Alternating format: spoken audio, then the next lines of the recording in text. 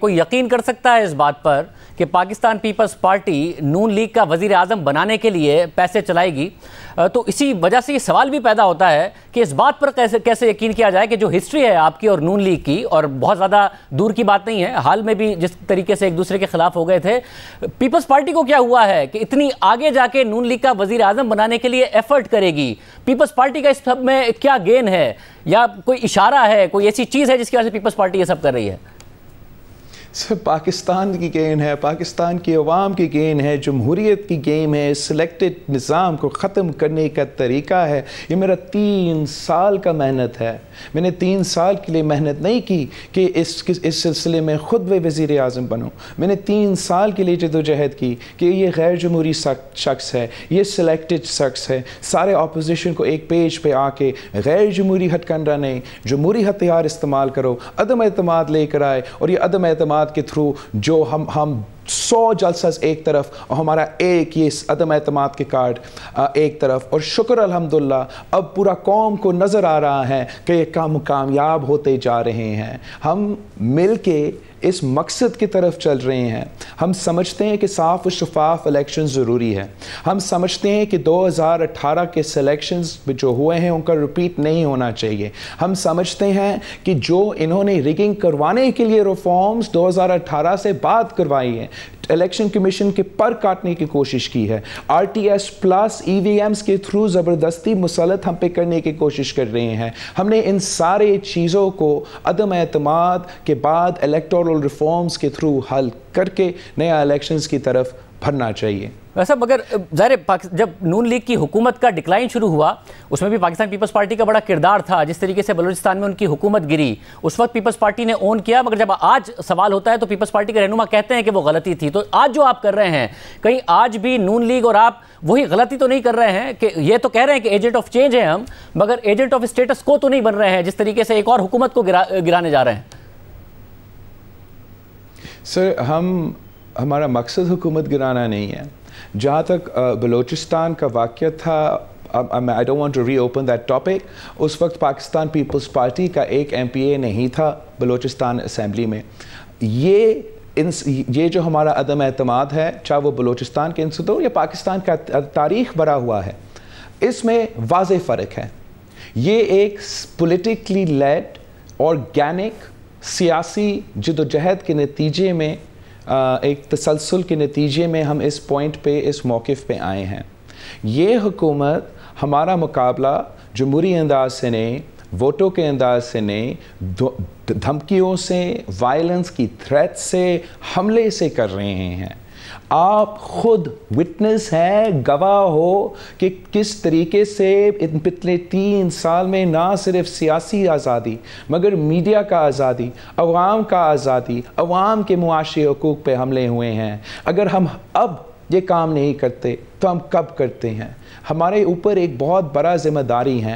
ہم اب اپنا لیگیسی بھی رکھتے ہیں اور وقت کی صورتحال کو بھی دیکھ رہے ہیں، اور ہمارا متفق پورا اپوزیشن کا، پاکستان کے عوام کا یہ خیال ہے کہ ہمیں صاف و شفاف الیکشنز کروا کے ایک آرگینک حکومت جو عوامی نمائندے واقعی ہیں ان کو یہ ذمہ داری دے کہ حکومت چلائے، ملک چلائے، اور اگر ان کا وہ عوام کے نمائندے ہوں گے تو ان کے پاس وہ لیجٹمیسی ہوگا، وہ پولیٹیکل سٹیبلٹی بھی قائم کر سکیں گے، ہمارا معاشی حالات کا مقابلہ کر سکیں گے، فارن پالیسی کا ایشوز کو حل کر سکیں گے۔ اگر ہم اس غیر جمہوری شخص کو چلنے کی اجازت دی تو وہ مزید آپ کے میڈیا کا آزادی پہ حملہ کرے گا، وہ مزید عوام کے معاشی حالات کو بدترین کی طرف لے کے جائیں گے، وہ مزید جمہوری حقوق پہ حملے کریں گے۔ تو میں آپ سے پوچھتا ہوں، ایک وجہ بتائے کہ ہم خان صاحب کو وزیر اعظم رہنے دے، ایک اور دن کے لیے بھی رہنے دے۔ صاحب، کیونکہ پاکستان کی ہسٹری ہے کہ ہر حکومت یہ کہتی ہے کہ ہمیں وقت پورا نہیں کرنے دیا گیا، اپنے وعدوں پر عمل نہیں کرنے دیا گیا۔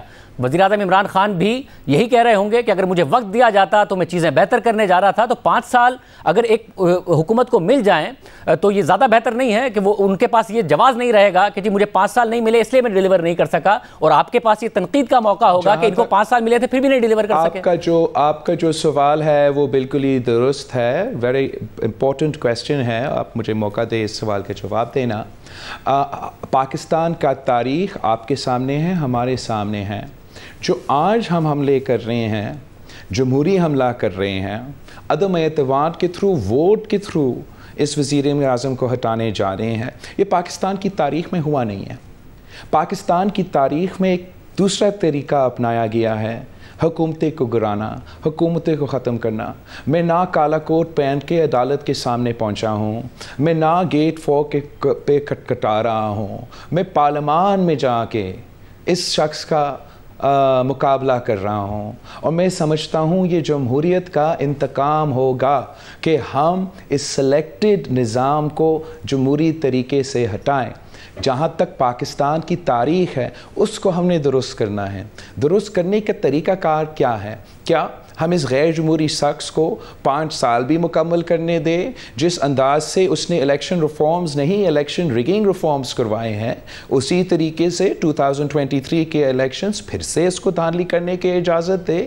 میرا نہیں خیال کہ یہ پاکستان کے عوام کا فائدہ میں ہے، پاکستان کی جمہوریت کا فائدہ میں ہے، اور یا پاکستان کی معیشت کے فائدہ میں ہے۔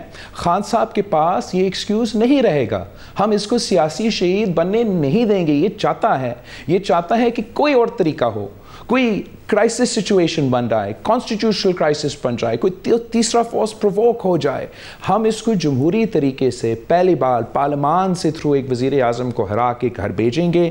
کوئی غیر جمہوری طریقہ، کوئی ان ڈیموکریٹک طریقہ نہیں اپنائیں گے، اور انشاءاللہ تعالیٰ تاریخ یہ ریکارڈ کرے گا کہ پاکستان پیپلز پارٹی، پاکستان مسلم لیگ، مولانا فضل الرحمان کی جماعت، عوامی national party, Baloch national party, بہت سے جو ہمارے اتحادی ہیں، اور a few good men came together to save Pakistan from a regime that has resulted in the rot of our country's democracy, economy, foreign policy, and our society as a whole.